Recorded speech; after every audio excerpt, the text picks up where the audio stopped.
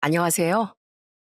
누군가에게 사람이 아닌 그냥 돈이었던 40대 남자입니다.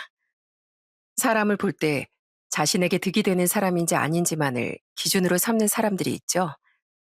저는 바로 그런 사람과 가족이 되었습니다. 그 사람은 바로 제 장모입니다. 저는 장모가 어떤 사람이건 그래도 가족이니 진심으로 잘해드리고 싶었는데요. 장모는 제 진심이 어떻건 저를 그저 돈으로만 알고 돈이 없어지니까 사람 취급도 안 하더라고요. 그리고 그런 장모가 결국 집에서 어떤 신세가 되었는지에 대해 지금부터 이야기를 들려드릴까 합니다. 저는 시골에서 작게 농사를 짓던 부모님 아래에서 어렵게 자랐습니다. 누난 간호전문대를 졸업한 뒤 간호사가 되었고, 저는 고등학교 졸업하자마자 서울로 나가 기술을 배우고 일을 시작했죠. 그리고 갖은 노력 끝에 돈을 모아 나이 27에 사업을 시작했어요. 그리고 노력 끝에 제 회사는 서서히 직원도 8명이나 되는 어엿한 회사로 자리 잡았습니다. 그렇게 사업을 차린 지 11년 뒤, 저는 평범한 직장인이던 아내를 만나 결혼했어요. 저희 부모님과 누나 그리고 매형은 어디서 이런 좋은 여자를 데려왔냐며 정말 좋아했습니다. 그리고 처음 처가에 인사 갔던 날, 장인어른과 장모도 절 정말 반갑게 맞아줬어요. 특히 장모는 절 보자마자 우리 사위하고 부르며 꽉 안아주기까지 했죠. 아이고, 그동안 이야기 정말 많이 들었네. 무려 회사 대표라며? 그런 귀한 몸이 우리 집안 사이가 되어주다니 이렇게 고마울 때가 없어. 아유, 얼굴도 딱 우리 집안 사이감이네. 천생연분은 원래 닮는다는 거 알지? 보조개도 그 인매도 우리 서윤이랑 딱 닮았어. 그지 여보? 아내에겐 4살, 6살 연하의 여동생, 남동생이 있었습니다. 두 사람도 아내처럼 성격이 둥글둥글한 좋은 사람들이었죠. 그렇게 결혼한 뒤 전 아내와 연년생 딸을 둘 낳으며 행복하게 결혼 생활을 해나갔어요. 장인어른, 장모님, 저희 집사람 이렇게 예쁘고 착하게 키워주셔서 정말 감사드립니다. 아유, 어버이날이라고 다 같이 이렇게 여행도 데려와줘 놓고 무슨 용돈까지. 어머나, 100만 원이잖아. 고맙네, 강서방. 귀하게 잘 쓸게. 저는 장인 장모님께 정말 잘했습니다. 무슨 날이면 100만 원, 200만 원씩 통 크게 용돈을 드리기도 하고, 친구분들을 만나신다는 날엔 마음껏 쓰시라며 카드도 드렸어요. 또 무슨 날이 아니어도 종종 편하게 쓰시라며 50만 원, 70만 원씩 용돈을 보내드리기도 했죠. 그리고 어느 어버이날엔 평생 동남아 휴양여행 가보는 게 소원이었다던 두 분을 모시고 처제와 처남몫의 여행 비용까지 다 내주며 동남아 가족여행을 다녀오기도 했습니다. 제가 장인 장모님께 그렇게 뭐든 아까워하지 않았던 건 첫 번째는 저희 부모님께도 그렇게 해왔기 때문이었어요. 결혼도 했으니 양가 부모님께 똑같이 해드리는 게 도리라고 믿었거든요. 그리고 두 번째는 아내가 저희 부모님께 잘해도 너무 잘해줬기 때문이에요. 서울 사람이 시골에 가면 벌레도 그렇고 불편한 것이 많았을 텐데 아내는 두 분이 쓸쓸하실 거라며 애들을 데리고 정말 자주 부모님 댁에 내려가자고 말해주더라고요. 말도 얼마나 곱게 하는지 부모님이 괜히 미안해하시면 이렇게 대답도 하곤 했죠. 힘든데 뭐하러 이렇게 자주 와. 서울 아가씨가 시골 자주 오면 얼굴만 더 타. 오면 좀 쉬라고 해도 쉬지도 않고 바득바득 농사일까지 따라 나와서 돕잖아. 농촌 체험하는 거예요, 저. 남들은 돈 주고도 한다는데 전 얼마나 복받은 사람이에요. 그리고 싱싱한 상추며 오이며 과일이며 저 얌체처럼 식재료 얻어가려고 오는 건데요. 제 음흉한 속 모르셨죠? 이런 사람이었으니 부모님도 아내를 예뻐서 어쩔 줄 몰라 하셨습니다. 그랬으니 저도 더더욱 처가에 잘하고 싶었던 거죠. 장인어른과 장모에게도 처제와 처남에게도요. 다른 가족들은 모두 그걸 당연하게 여기지 않고 제게 참 고마워했는데요. 그런데 딱 한 사람, 장모는 갈수록 받은 것만으론 만족이 안 됐는지 제게 자꾸 연락해 더 많은 돈, 더 비싼 선물을 요구하더라고요. 강서방, 내가 겨울 코트가 다 해졌지 뭔가. 백화점에서 민크 코트를 한 벌 사고 싶은데 돈 좀 보내줄 수 있어? 겨울 코트요? 지난달에 제가 좋은 코트 하나 사드렸잖아요. 장모님께서 겨울에 입을 옷이 없다고 하셔서. 근데 또 필요하세요? 그게, 아예 어떻게 사람이 코트를 한 벌만 입고 다니겠나. 그거 말고도 작년에 집사람이랑 처남이 돈 모아서 사드린 옷도 있고, 작년에 사고 싶으신 옷 있다고 해서 제가 백화점 가서 사드린 것도 있잖아요. 죄송하지만 당장 급하신 것도 아닌데 800만 원이 넘는 밍크 코트라니. 저도 그런 계획이 없는 큰 지출은 조금 곤란해요, 장모님. 죄송해요. 언제 뭐든 다 해줄 것처럼 하더니만, 사람 민망하게 그렇게 단번에 거절을 하나? 남들은 민국 것도 하나씩은 다 있다는데. 아휴, 난 이 나이 먹도록 그런 것도 하나 없고 서럽다 서러워 정말. 고마운 줄 모르는 사람은 더 큰 것만 계속 바란다더니 장모가 딱 그런 사람이더라고요. 장모는 호의나 고마움으로 돌려주는 게 아니라 더 큰 욕심으로 돌려주더라고요. 처음에 몇 번은 그냥 좋은 마음으로 들어드렸더니 그 뒤부터 장모의 요구가 더 잦고 과해지는 겁니다. 그래서 이건 아니다 싶어 거절하면 장모는 굉장히 투덜대며 불만을 품었죠. 그래도 요구를 멈출 줄 모르던 장모는 언제 한 번은 제게 자신의 지인들과 같이 해외여행을 보내달라고 하는 거예요. 좀 큰 돈이긴 하겠지만, 그래도 자넨 해줄 수 있지 않나. 옆편 애들이 내가 우리 사이가 엄청 대단한 사람이다, 내가 해달라는 건 다 해준다고 자랑했더니만 그걸 또 안 믿는 거야. 그래서 내가 확 유럽 여행 다 데리고 가준다고 질러버렸지 뭐. 강서방, 내 체면 좀 살려주게. 원래 자식의 기쁨은 부모 기 살려주는 거 아니겠나.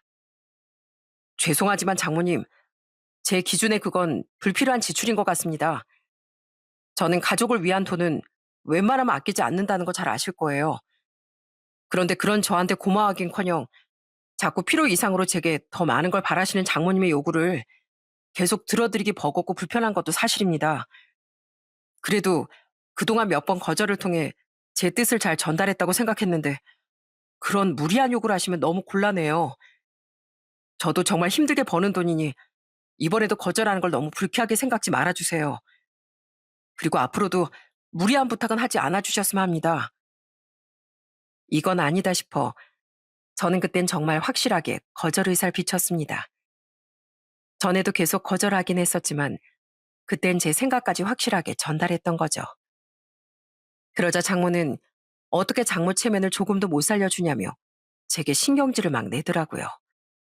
그렇게 전 서서히 다른 가족들에게와는 다르게 장모에겐 거리를 두게 됐어요. 자네 장모가 이번에 말도 안 되는 부탁을 했었다며. 서윤이가 속상하다고 자기 엄마 좀 어떻게 해보라고 전화 왔었네. 내가 그렇게 꾸짖는데도 그 옆에 내가 왜 이렇게 정신을 못 차리는지 원. 정말 미안하네. 그 옆에 내가 원래부터 막무가내 아나무니 면이 좀 있었어. 목소리도 크고 지기도 싫어해서 동네 사람들과도 그렇게 싸우고 다녔지. 너무 동네 사람들이랑 사이가 안 좋아져서 한 번 이사까지 한 뒤로는 좀 잠잠해지더니 또 시작이구만 그래. 장인어른은 아예 돈맛을 보지 못하게 해야 버릇이 잡히지 않겠냐며 앞으로는 처가에 아무것도 하지 말라고 하셨어요. 아내도 처제와 처남도 제게 미안해서 어쩔 줄 몰랐죠. 그래도 장인어른이 너무 좋은 분이었기에 저는 저희 부모님께 해드리던 만큼은 장모가 아닌 장인어른을 통해 도리를 다 했었는데요. 그 외에 장모의 요구는 모두 단번에 정리를 해버렸어요. 자네 참 많이 변했네. 전엔 그렇게 나한테 살갑더니만 내가 자네만 생각하면 서럽네, 서러워. 지금도 살가울 수 있어요, 장모님. 근데 장모님께서 자꾸 절 흘겨보시니까 제가 어쩔 줄을 모르는 거예요. 서러운 건 저라고요, 장모님. 제가 자신의 뜻대로 되지 않자 장모는 절 못마땅하게 쳐다보거나 눈을 흘기는 등 자꾸 불편을 줬습니다. 그러면서 오히려 제게 저런 말을 하는데 저도 그냥 적당히 대꾸하곤 말아버렸어요. 굳이 그 이상 일을 키워 가족들 분위기를 불편하게 하고 싶진 않아서요. 그래도 장모가 그 이상 말을 하지 않았던 건 제게 완전히 등을 돌리면 자기만 손해인 걸 알아서인 것 같더라고요. 그런데 제가 결혼한 지 4년이 지난 뒤부터 갑작스럽게 제 사업이 흔들리기 시작했습니다. 갑작스레 터져버린 재앙, 마스크 시국에 직격탄을 맞은 거죠. 가뜩이나 힘들어진 회사는 저희 회사에 협업하던 회사들, 거래하던 업체들 여러 곳이 무너지며 그 엄청난 여파까지 감당해야 했고요. 어떻게든 회사 문 닫는 일만은 막아보려 이것저것 발로 뛰고 대출을 받는 등 정말 기를 쓰고 노력했습니다. 눈물 나게도 아내는 자기도 불안했을 텐데 오히려 그런절 보듬어 주더라고요. 그리곤 아이들을 어린이집에 보내고 맞벌이를 시작해 주는데 아시죠, 여러분? 힘들 때 같이 짐을 덜어주려 노력하고 어떻게든 힘을 주려 애를 써주는 사람이 곁에 있는 것만으로 얼마나 살아갈 힘이 나는지요. 그때 정말 아내에게 너무 고맙더라고요. 저희 부모님과 누나네에도 처가 식구들도 모두 제게 연락해 도움이 필요하면 뭐든 말하라며 절 걱정해 주더라고요. 그런데 그런 와중에도 장모만이 절 마구 닥달하더군요. 자네, 요즘 해도 해도 너무한 거 아닌가? 한 번씩 자네 장인통에서 보내던 용돈도 한 번을 안 보내고 저번에 내 생일 선물만 해도 봐. 꼴랑 10만 원이라니. 나 정말 기절하는 줄 알았네. 장모님, 저희 회사 요즘 문 닫기 직전이라고 힘들다고 말씀드렸잖아요. 그것도 집사람이 정말 힘들게 마련해서 드린 거예요. 가뜩이나 힘든데 지금 꼭 전화해서 용돈 이야기를 하셔야겠어요? 그건 자네 사정이고, 주던 걸 갑자기 끊으면 난 불편해서 어쩌라고? 자네 대출도 많이 받았다며. 그거 좀 남는 거 없어? 나 이번에 친구들이랑 여행 가기로 했는데 그것도 못 가게 생겼단 말이야. 자네 장인이 사이가 그렇게 힘든데 도움은 못 줄 망정 무슨 여행이냐고. 나한테 돈도 안 준다고. 그걸 그 양반이 자네 줬지? 그럼 그 돈이라도 좀 주게. 어? 네, 저 도와주셨고 이미 그것도 제 수중에 없습니다. 지난달에 저희 둘째 다쳐서 수술한 거 아시죠? 그때 병원비로 다 들어갔어요. 장모님 정말 너무하신 거 아니세요? 그동안 제가 처가해드린 돈만 해도 입이 떡 벌어집니다. 그런데 어떻게 제가 어떤 상황인 줄 뻔히 아시면서 장모님 아쉬운 것만 말씀하실 수가 있어요? 저 정말 서운합니다. 서운? 서운은 내가 더 서운하네. 전엔 내가 뭐만 해달라고 하면 다 거절하더니 이럴 거면 처음부터 뭘 해주지도 말지 그랬어. 줬다 뺐으면 얼마나 기분이 더러운 줄 알아? 아유, 짜증나 정말. 이게 가족입니까? 장모는 절 닥달해도 아무것도 나오지 않자 그동안 제게 쌓아온 불만을 모두 터뜨리며 제게 화를 내더라고요. 저도 너무 기가 막혀서 언성을 높였죠. 뒤늦게 한 장인어른과 아내가 제게 사과하며 장모에게 크게 화를 냈지만 장모는 전혀 미안한 기색도 없더라고요. 그러던 와중 제 사업은 결국 마스크 시국이 시작된 지 2년이 채 못 돼요. 그러니까 마스크 시국이 터진 다음의 끄트머리에 망하고 말았습니다. 그나마 다행이었던 건 보금자리만은 지킬 수 있었다는 거예요.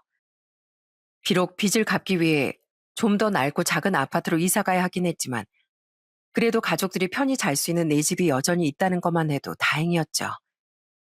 그런데 그렇게 제가 망하자 장모는 아예 대놓고 절 무시하더라고요.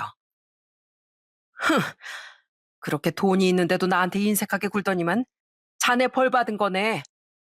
저 추리한 차림새 좀 봐. 내가 요즘 밖에 나가서 고개를 못 들어. 사람들이 그렇게 자랑하던 사인 요즘 어떻게 지내냐고 물어보면 할 말이 없다고. 이렇게 빨리 망할 사람인 줄 알았으면 애초에 결혼 허락도 안 해주는 건데. 엄마, 그게 지금 무슨 말이야? 여태 이 사람이 엄마한테 얼마나 잘했는지 잊었어? 그걸 잊으면 사람도 아니지. 엄마가 제일 이 사람한테 뜯어갈 거 다 뜯어가 놓고. 대체 진짜 왜 그래? 한 번 돈 맛보더니 돈 없어서 죽은 망령이라도 씌인 거야? 전에도 그렇게 막말을 하고 다니더니 그래도 사람이 정도는 지켜야지. 장모님, 제가요, 살면서 정말 많은 사람을 만나봤지만 우는 사람한테 침까지 뱉으려 드는 사람까지는 아직 못 만나봤습니다. 그런데 남도 아닌 가족인 장모님이 저한테 딱 그러실 줄은 정말 몰랐네요. 그래도 그동안 전 사위로서 최선을 다했는데 장모님은 절 사위가 아닌 돈으로만 보셨다는 거 잘 알았습니다. 그리고 잘해줘선 안 될 사람한테 잘해주면 고맙다는 말은커녕 벌을 받은 거라는 고약한 말만 듣게 된다는 것도 이번에 확실히 깨달았네요. 뭐야? 자네 지금 나한테 따지고 드는 겐가? 망하더니 개념도 같이 사라졌어? 난 서윤이 엄마고 자네 장모야. 그렇기 때문에 지금껏 장모님이 어떤 분이든 잘하려고 제가 노력했던 겁니다. 가족이니까요. 하지만 저도 이제 장모님께 도저히 잘하겠다고 말 못하겠네요. 미안하네, 강서방. 저 옆에 내가 진짜 벌써부터 노망이 났나. 결혼을 괜히 시켰다고? 내가 당신이랑 결혼한 걸 지금 뼈저리게 후회하고 있어. 가족이 힘들 때 힘이 돼줄 줄 알아야지. 장모가 돼서 어디서 그런 개념 반 말아먹은 소리를 하고 있어. 당신 때문에 가족들이 강서방한테 고개를 못 들잖아. 저도 서운함이 폭발해 장모에게 말이 곱게 나가지 못했습니다. 아내와 다른 가족도 모두 제 편을 들며 장모에게 화를 냈죠. 그래도 다른 가족들이 너무 좋았기에 이후에도 전 처가에 가긴 했었는데요. 장모만 보면 너무 기분이 상했기에 처가에 가는 발길은 많이 줄일 수밖에 없었죠. 한편 제가 사업이 망했을 때 이미 처제는 결혼 준비 중이었습니다. 처제는 제가 결혼한 지 6년 뒤 37의 나이로 결혼을 했죠. 동서는 정말 쾌활하고 성격도 좋은 사람이었는데 자기 치과를 운영하며 능력까지 좋은 사람이었어요. 그리고 고맙게도 이젠 별로 내세울 것도 없는 절 형님 형님 하며 정말 잘 따라주더라고요. 형님, 저희 치과 근처에 기가 막힌 막창집이 있는데요. 제가 먹자고 한 거니 제가 쏘겠습니다. 우리 그때 2차까지 시원하게 한 잔 어떠세요? 형님, 아직도 일하고 계세요? 끝나고 시원하게 사우나 어떠세요?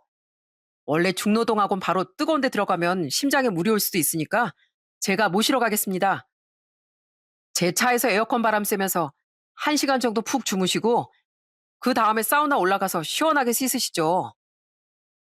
저는 빚을 갚아야 했기에 돈이 많이 없어 미안하지만 동서에게 먼저 연락을 잘 하지 못했어요.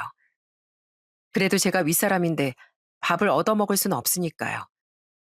그런데 동서는 자꾸 제게 먼저 연락해 사위끼리 뭉치자 자기가 술을 사겠다며 먼저 손을 내밀어 주더라고요. 저는 빨리 돈을 갚고 다시 재기하기 위해 택배 일을 시작했었는데 동선 땀 냄새로 흥건해진 절 전혀 창피하지도 않았습니다. 오히려 절 많이 배려해주고 힘쓰는 사람은 잘 먹어야 한다며 보약이며 보양식을 집으로 사다 주기도 했죠. 또 처제와 둘이서나 처남까지 셋이 저희 집에 놀러와 저희 애들을 실컷 예뻐해주고 가기도 했고요. 한 번은 왜 그렇게 절 좋아해주는지 궁금해 물은 적이 있습니다. 저 결혼하기 전에 형님이 저랑 저희 집사람이랑 같이 밥 사준 적 있으시잖아요. 그때 형님 회사도 되게 어려울 때였는데 그래도 우리 처제 남편 될 사람이 누군지 먼저 꼭 봐야겠다면서요. 그때 전 정말 멋진 분이구나 싶더라고요. 친동생도 아닌 처제를 참 많이 생각해주는 분인 것 같아서요. 그때 저한테 좋은 말도 정말 많이 해주셨잖아요. 게다가 집사람한테 들어보니까 처가 식구들도 본가 가족만큼 정말 잘 챙기셨다는데 그러기가 어디 쉽나요? 그래서 결혼하면 형님이랑 꼭 정말 잘 지내고 싶었어요. 나를 너무 대단하게 본 거 아닌가? 고맙긴 하지만 그것도 다 돈 있을 때 얘기지. 지금은 그러지도 못해. 중요한 거 마음이죠, 마음. 그리고 형님 지금도 충분히 멋지세요. 저 같으면 사업 망했다고 맨날 방에 틀어박혀서 술만 마실 것 같은데 형님은 보세요. 가족들을 위해 지칠 줄도 모르시잖아요. 아무리 형님이 건장하시다고 해도 택배 일 아무나 하는 거 아니라는데 전 정말 형님 존경합니다. 처가엔 어쩜 이렇게 좋은 사람들이 많은지 괜히 콧등이 시큰해지더군요. 사실 사업이 망한 뒤 제 자존감이 많이 깎였었는데 저를 그렇게 좋게 말해주니 너무 고맙고 뭉클하더라고요. 그래서 저도 짬이 나면 동서에게 먼저 연락도 자주 하고 푼돈이나마 아껴뒀다가 동서에게 술과 밥을 사주곤 했습니다. 근데 형님, 요즘 괜히 택배 기사들한테 나쁘게 하는 사람들도 있다던데 애로사항 같은 건 없으세요? 왜 없겠어. 당연히 있지. 자기가 주소 잘못 기입해 놓고 서울에서 경기도 광주까지 다시 가져다 달라는 사람, 내가 아니라 늦게 배송 시작한 업체 잘못인데 택배 늦게 온다고 쌍욕하는 사람, 별의별 사람 정말 많아. 어떤 사람은 자기가 걱정돼서 집 앞에 그냥 두 개 못 둔다면서 자기가 퇴근할 때 다시 가져다 달라는 사람도 있었어. 그건 일정상 어렵다고 하니까 분실하면 책임질 거냐면서 입에 거품을 물더라고. 택배가 무거워서 너무 힘든 것도 있지만 감정 노동이 정말 힘든 것도 사실이야. 한 번 동서가 제게 물었던 질문에 대한 대답처럼 택배 일을 하며 힘들었던 적도 정말 많았어요. 물론 육체적으로도 너무 힘들어 살이 7kg가 넘게 빠지기도 했죠. 하지만 힘든 사람이 있으면 좋은 사람들도 분명 있는 법 아니겠어요? 저는 때론 제게 선의를 전해주던 고객님들에게 힘을 얻으며 그 고된 일을 버틸 수 있었답니다. 아휴, 미안해요. 우리가 정수기가 없는데 둘 다 노인네라 무거운 생수를 5층까지 들고 올라오기 힘들어서 하는 수 없이 택배를 시켜 먹어요. 고생 많았어요. 아이, 더운데 이거라도 마시면서 일하세요. 고마워요. 기사님, 무더위 수고가 많으십니다. 저도 한때 잠시나마 택배업을 했던 사람으로서 조금이나마 뭐라도 해드리고 싶은 마음에 음료를 준비해뒀습니다. 기운 날 수 있는 초코바도 함께 들어있으니까 드시면서 일하세요. 감사합니다. 어떤 할머니는 생수로 5층까지 계단으로 올라가 배달한 제게 미안하다며 홍삼 액기스를 3봉지나 건네주시더라고요. 또 어떤 집은 택배를 시킬 때마다 항상 팩 두유 하나와 초코바 하나를 봉지에 담아 문 앞에 두더라고요. 또 한 번은 제가 실수로 택배를 다른 집에 두고 온 적이 있었는데 그분은 죄송해서 어쩔 줄 모르던 제게 오히려 놀라셨겠다는 위로를 해주셨어요. 이렇게 좋은 분들이 있어 그래도 일할 힘이 났었죠. 그리고 전 일을 하던 중 너무 슬픈 작별도 한 번 겪어야 했습니다.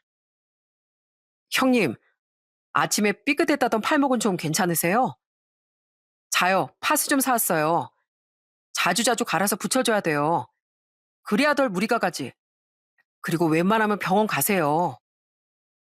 택배 일을 시작한 지 얼마 안 됐던 제게 도움도 의지도 많이 돼주었던 동생이 한 명 있었거든요. 자긴 베테랑이라며 저를 정말 잘 챙겨주었죠. 그런 그 동생과 전 술도 몇 번 마시고 서로 한 번씩 연락도 주고받곤 했었는데요. 그만 그 동생이 제가 택배 일을 시작한 지 1년 반쯤 뒤에 뇌출혈로 쓰러져 세상을 떠나고 말았습니다. 저 이거 얼마 안 되지만 그동안 제가 충현이한테 받은 게 여러모로 참 많아서요. 제 마음입니다. 갑작스런 비극에 마음이 너무 참담하더라고요. 그 동생에겐 고작 5살, 3살이던 아이들도 있었는데 장례식장에 가보니 동생의 아내가 아이들을 끌어안고 넋이 나가 있더라고요. 저도 없는 형편이었지만 마음이 너무 무거웠습니다. 그래서 조의금과 따로 봉투에 돈을 조금 넣어 아내분께 전해드리고 나왔어요. 그리곤 집에 와서 아내에게 미안한 듯 말하니 아내는 잘했다고 말해주었죠. 잘했어. 우리 남편 착한 마음씨가 어디 가나? 난 그런 당신이 여전히 멋지고 자랑스러워. 마음 많이 안 좋았겠다. 여전히 이렇게 아내는 세상에서 가장 든든한 제 편이었기에 전 계속된 장모의 구박을 참을 수 있었습니다. 장모는 치과 의사인 동서가 작은 사이로 들어온 뒤 절 동서와 비교하며 계속 절 무시했었거든요. 저와 사이도 안 좋아졌으니 안 입고 온 마음에 더 그랬던 것 같습니다. 자네 너무 강서방이랑 붙어 다니지 말어. 강서방이 전엔 잘 나가는 사업가였다지만 지금은 쫄딱 망해서 볼 것도 없는 사람이야. 치과 의사인 자네랑 겸상하기도 어려운 처지라고. 게다가 강서방은 대학도 못 나온 거 알지? 치대까지 나온 자네랑은 수준이 달라, 수준이. 자, 여기 고기 더 많이 먹게. 아, 그래도 전 형님이 좋아요, 장모님. 그리고 어떻게 사람이 실패한 번 없이 살겠어요? 그런 걸로 너무 형님 뭐라고 하지 마세요. 형님 무안하시겠네요. 솔직히 전에 형님이 잘 나가실 땐 벌이로는 오히려 제가 형님하고 겸상도 못했을걸요. 전엔 그냥 페이 닥터였으니까요. 그리고 요즘엔요, 장모님, 대학보단 적성을 잘 살리는 사람이 성공하는 시대가 됐어요.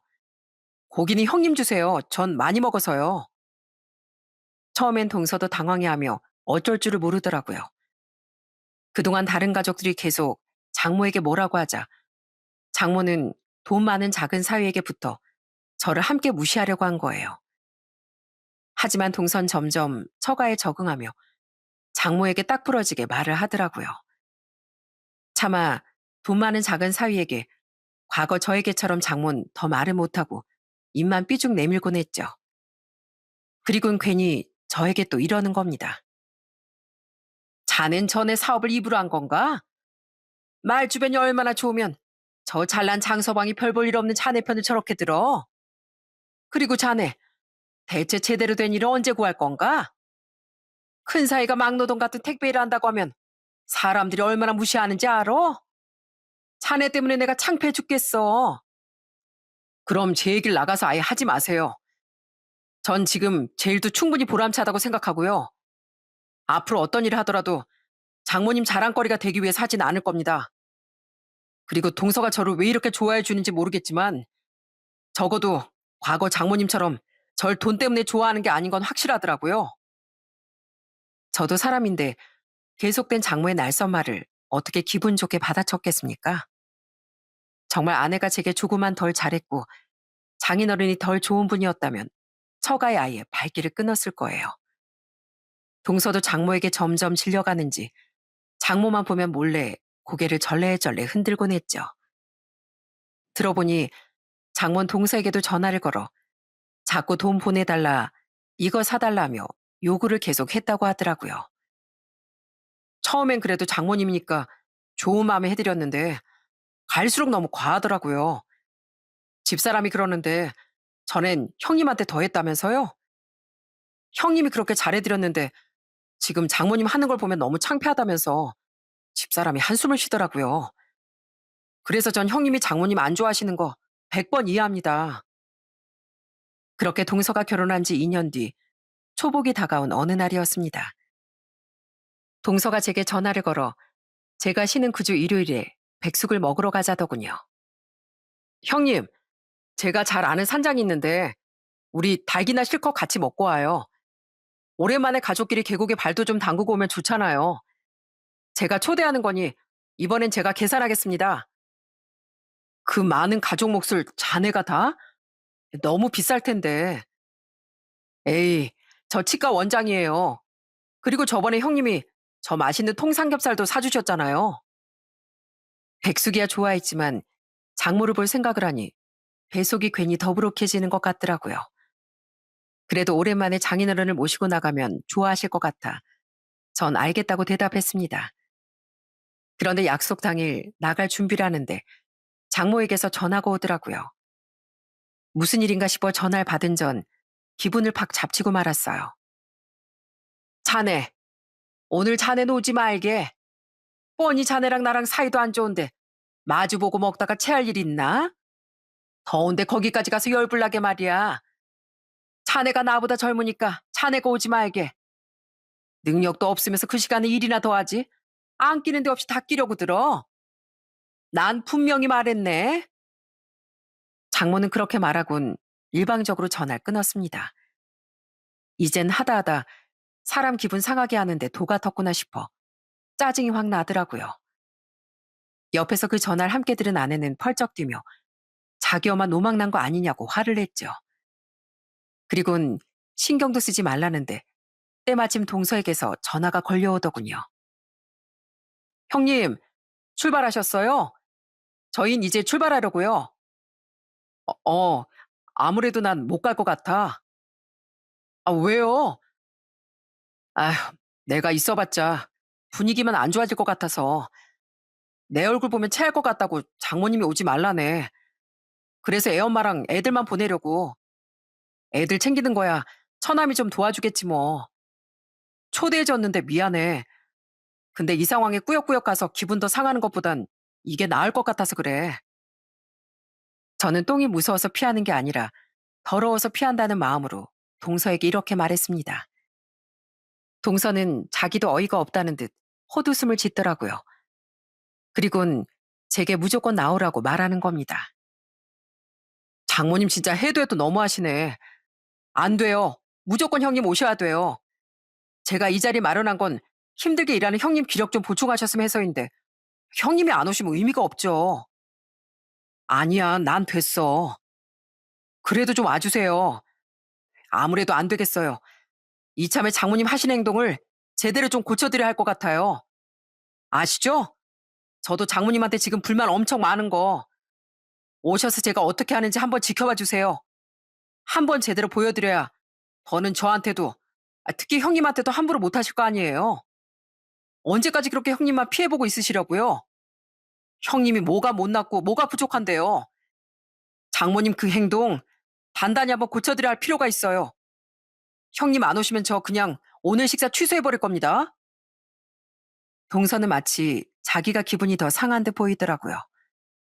동서는 주소를 다시 보낼 테니 산장이 아닌 그곳으로 오라고 하더라고요. 장인어른과 장모 처남에게도 다시 주소를 보낼 거라면서요. 전 하는 수 없이 아내와 아이들과 함께 주소지의 장소로 나갔습니다. 그리고 그 가게를 도착하자마자 피식 웃음이 나고 말았죠. 이미 처남과 장인어른과 함께 도착했던 장모는 완전히 똥 씹은 표정으로 앉아 있더라고요. 그리곤 동서가 미리 주문해 놨다던 음식이 한가득 나오자마자 격앙된 목소리로 이러더라고요. 자네 대체 뭔가?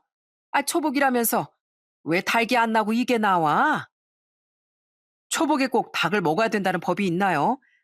보양식이면 다 오케이죠. 제가 특별히 닭보다 더 비싼 음식 대접해 드리려고 여기로 오시라고 한 거예요. 그러니까 마음껏 드세요, 장모님. 난 이거 못 먹는다고. 동서가 바꾼 약속 장소는 바로 대게 가게였습니다. 장모는 괜히 밑반찬으로 나온 샐러드와 콘치즈만 뒤적이며 마구 짜증을 냈어요. 너무 웃기더라고요. 동서는 장모를 골탕 먹이려 잔머리를 쓴 것 같았죠. 왜냐하면 장모는 갑각류 알레르기가 있어 대게는 입에도 못 대는 사람이었거든요. 와, 장서방, 나 대게 진짜 좋아하는데 비싸서 못 먹은 지 꽤 됐는데 완전 군침이 줄줄 흐른다. 고마워, 진짜 잘 먹을게. 반면 전 정말 없어서 대게를 못 먹는 사람이었어요. 동서는 그걸 기억하고 있던 것 같았죠. 전 우선 살을 잘 손질해서 아내와 아이들 그리고 장인어른 접시에 먼저 덜어드렸어요. 그동안 동서는 두툼한 다리살을 발라 장모의 접시에 올려주며 말하더군요. 왜 못 드시지? 이 맛있는 걸. 장모님, 그러지 말고 한번 드셔보세요. 대게가 얼마나 맛있는데요. 자네, 나 지금 약 올리려고 그러는 거지? 나 엿 먹이려고 여기로 장소 바꾼 거지? 나 갑각류 알레르기 있단 말이야. 아유, 저기 치워, 그거. 네? 아유, 전 몰랐어요. 그러셨어요? 아유, 아까워라. 그럼 이건 평소에 고생하시는 형님 드리겠습니다. 장모님은 거기 그 양상추 샐러드랑 콘치즈 많이 드셔야겠네요. 자, 형님, 여기요. 장모는 계속 우이시 우이시하며 있는 대로 성질을 부렸어요. 동서는 정말 몰랐다는 듯 두 눈을 동그랗게 떴는데요. 슬쩍 제게 윙크를 하더라고요. 그러니까 동서는 역시나 일부러 약속 장소를 그곳으로 바꾼 거였죠. 장모의 도가 지나친 행동에 장모에게 한 방 먹여주고 싶었다고 나중에 그러더라고요. 장모의 알레르기 이야기는 전에 처제가 말해준 적이 있다고 했죠. 하지만 장모가 자기 입으로 말한 적은 없었기에 장모는 뭐라고도 따지지도 못하고 계속 성질만 부렸습니다. 하지만 그런 장모는 아랑곳하지 않고 모든 식구들은 맛있게 대게를 먹었어요. 다들 눈치로 동서의 꾀를 알아챈 것 같았는데 오히려 장모 보란 듯이 추가 주문까지 하며 정말 잘 먹더라고요. 오죽했으면 가족들이 그랬겠습니까? 아내와 처제야 조금 전 일을 알고 있었으니 그렇다 치더라도 나중에 듣기로 장인어른과 처남은 장모가 무슨 실수를 했으니 동서가 이런 행동을 했겠지 하고 생각했었다네요. 장인어른은 아예 저보다도 더 신나서 대게살을 싹싹 비우셨고요. 이야, 이거 우리 작은 사이 덕분에 호강하네. 내가 이걸 얼마나 좋아하는데. 술안주로 최고 아닌가. 우리 사위 최고네, 최고. 내가 집사람 때문에 대게, 꽃게 이런 거 평소에 잘 못 먹었거든. 오늘 정말 너무 좋구만. 여보, 당신은 저 샐러드나 더 리필해달라고 해. 지금 누구 놀려?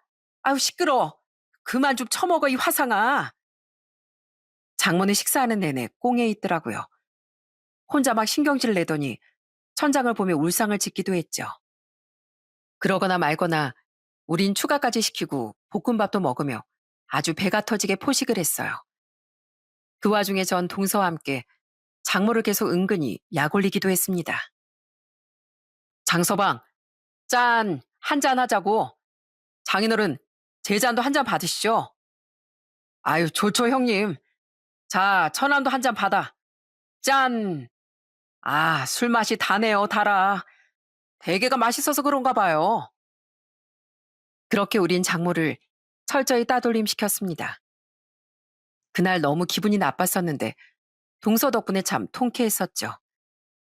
그런데 동서의 반격은 거기서 끝이 아니었어요. 그날 대게값이 정말 엄청 나왔거든요. 동서는 그 계산서를 장모에게 주더라고요. 뭐야, 이걸 나한테 왜 주나? 난 하나도 안 먹었는데. 제가 오늘 카드를 좀 두고 와서요. 부탁 좀 드리겠습니다. 뭐? 이게 다 얼만데 나더러 계산하래. 당연히 식구가 많으니까 그 정도 나왔죠. 식구가 많잖아요. 그래도 대게를 배 터지게 먹었는데 이 정도면 싸게 나온 거예요. 그래도 이건 말도 안 되는 억지지. 자네 진짜 대게집으로 약속 장소 변경한 것도 그렇고 오늘 나한테 왜 이러나? 어? 기억 안 나세요? 장모님 저희 치과에 임플란트 하러 오셔선 돈도 안 내고 그냥 가셨잖아요. 그럼 저한테 빚지신 거죠. 그러니까 그 치료비 오늘 이걸로 퉁칠게요.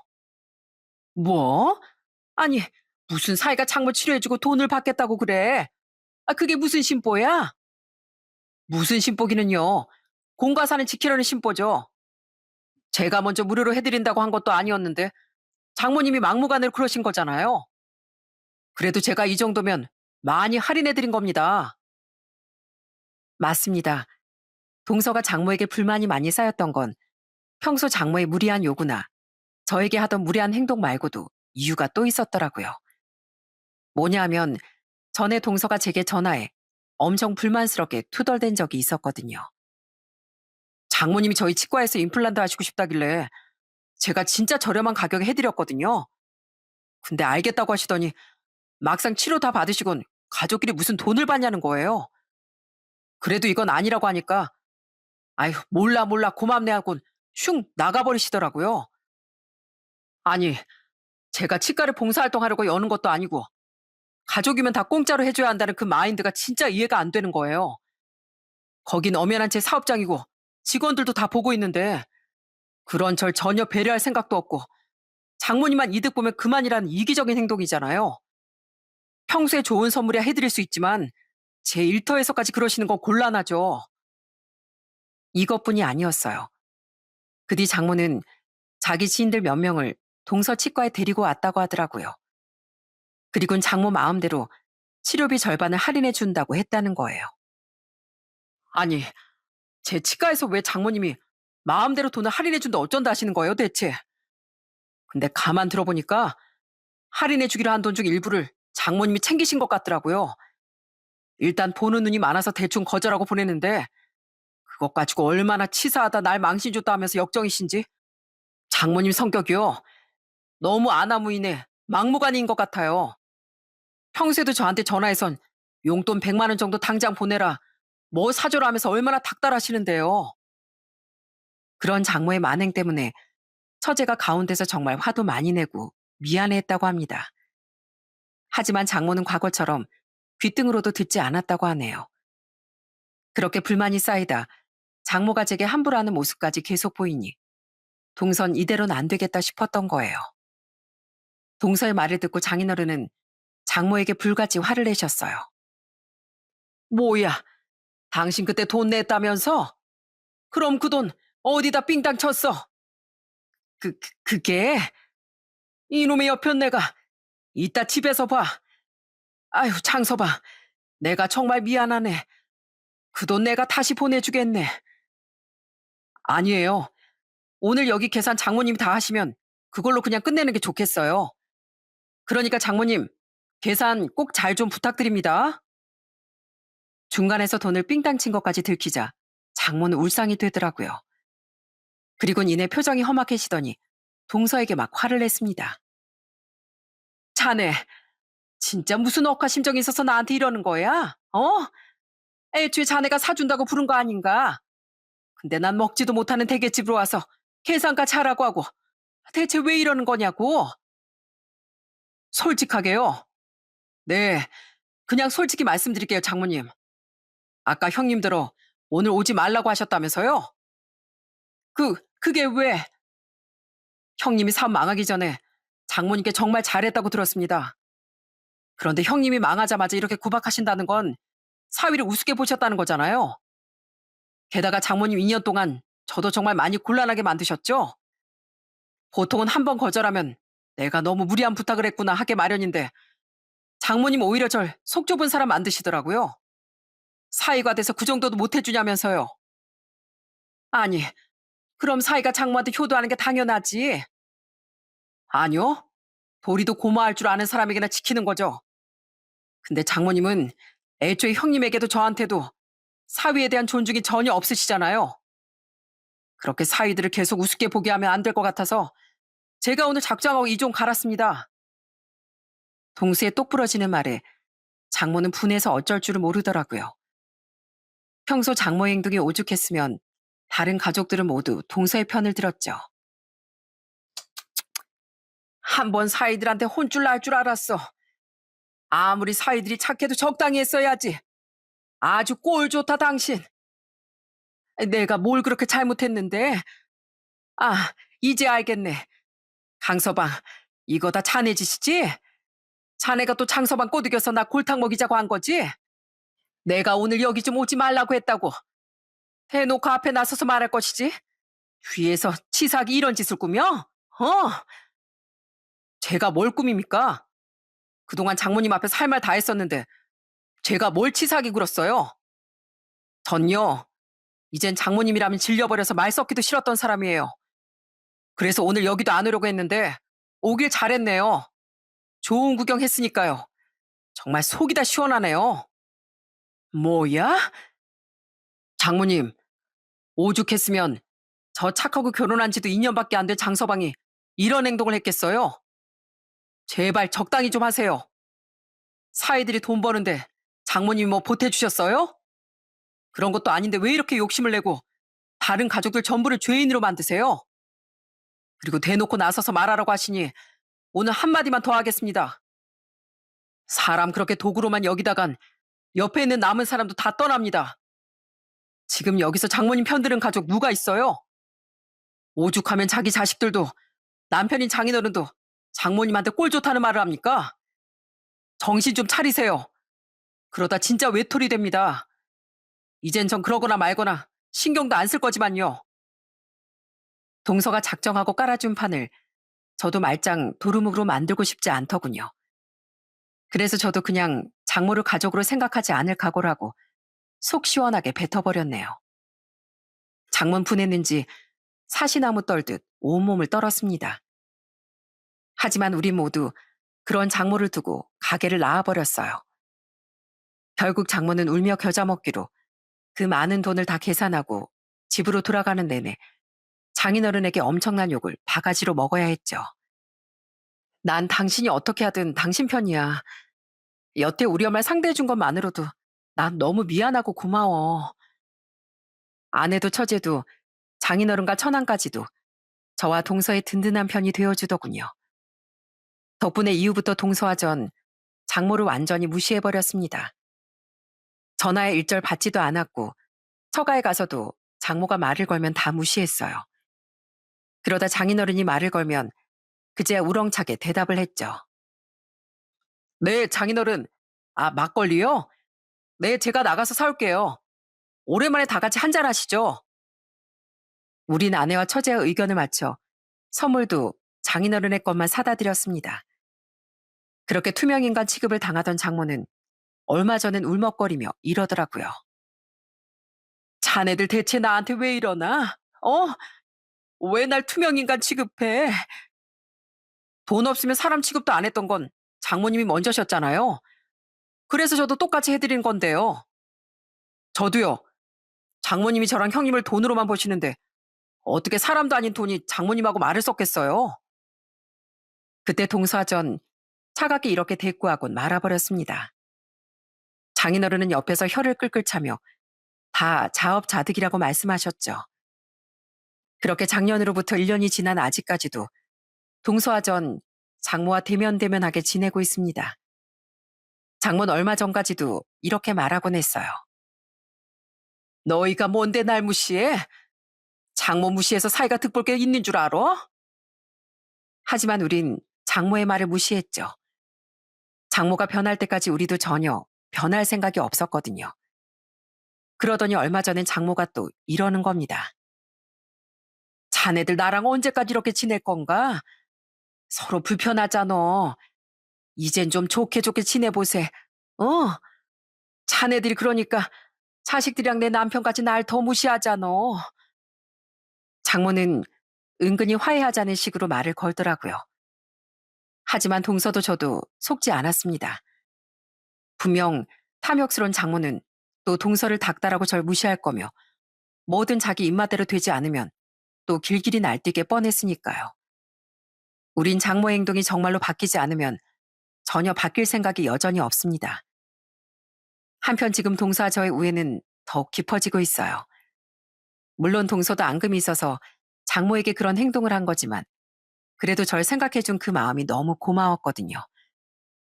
그래서 제가 비록 좋은 건 못해주더라도 윗사람으로서 술이라도 한 잔씩 사주려고 노력하고 있어요. 돈을 누가 잘 벌고 못 벌고를 떠나 그냥 그렇게라도 손이 동서로서 챙겨주고 싶어서요. 그렇게 동서와 사이좋게 지내며 전 이제 얼마 남지 않은 빚을 다 갚고 빨리 재기에 성공하기 위해 노력하며 살아가려고 합니다. 그것이 절 여전히 믿고 지지해주고 있는 아내와 아이들, 그리고 저를 여전히 걱정해주는 부모님과 장인어른을 위한 길이니까요. 여러분, 사람은 누군가를 좋아할 자유도 싫어할 자유도 있습니다. 하지만 그 기준이 자신의 철저한 이득일 뿐이라면 그 사람 곁에선 사람들이 하나둘씩 분명 떠나갈 거예요. 필요에 의한 관계는 그들의 사이를 잠시 연결시켜주고 있던 무언가가 사라지면 끊어져 버리고 마니까요. 진정한 내가 아닌 나 자신이 가지고 있던 무언가만 좋아했던 사람과 진심으로 계속 인연을 맺어나가고 싶어 할 사람은 없으니까요. 사람을 진심으로 대하다 보면 자연스레 다른 좋은 것들도 이끌려오기 마련입니다. 그 사람과 나눌 수 있는 진심 어리고 따뜻한 대화, 정말 어려울 때 서로 주고받을 수 있는 도움의 손길, 모든 일을 함께 나누며 같이 울고 웃을 수 있는 시간 같은 거 말이죠. 반면 얄팍한 관계 뒤엔 아무것도 남지 않거나 굳이 남는다면 괘씸함, 씁쓸함 같은 것만 남을 거예요. 이러한 사랑 관계 이치를 제 장모와 같은 사람들이 하루라도 더 일찍 깨달았으면 좋겠습니다. 정말 모든 사람이 그 곁을 다 떠나가기 전에요. 그럼 전 이만 여기서 제 사연을 마치고 인사드릴게요. 여러분 곁에 항상 진실된 인연이 가득하시길 바랍니다. 들어주셔서 감사합니다.